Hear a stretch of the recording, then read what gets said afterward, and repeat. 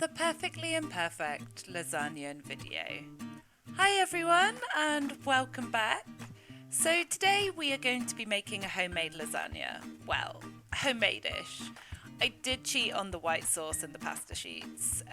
Not that I know how to make pasta, maybe I'll learn, but I do know how to make a bechamel sauce and I'll show this in another video. But the ragu itself is completely homemade and chocked full of veggies. Not that you would know, which is great for the fussy eater. And being a fussy eater is definitely something that I know a little or a lot about. As a child, I was the fussiest eater known to man. Well, I say as a child, it actually went on well into my early 20s.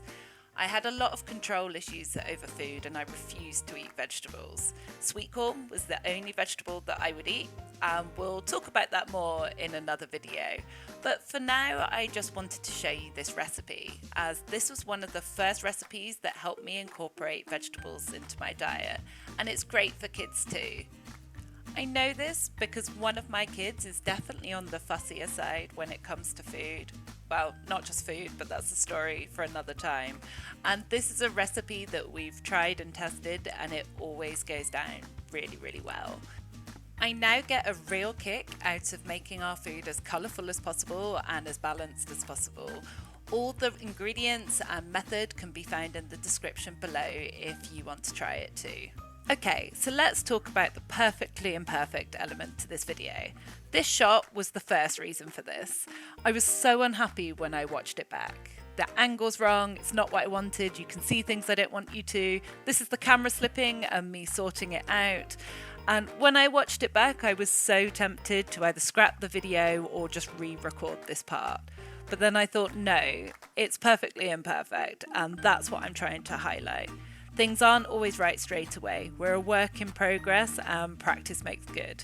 So I left it in and here it is. And believe it or not, that's actually growth on my part. Perfectionism has plagued me for goodness knows how long, and I'm pretty proud of myself that I managed just to let it be.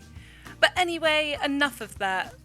The reason why there are 2 pans simmering on the hob is I eat a predominantly plant-based diet, and my husband and one of my sons really doesn't like the texture of quorn and lentils, so whenever we have this type of meal, it's always 2 separate pans.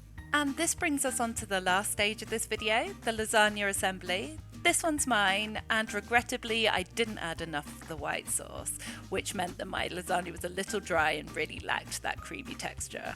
I was gutted at the time, but you live and learn. Thanks for watching everyone. Please like, subscribe and leave any comments. Bye!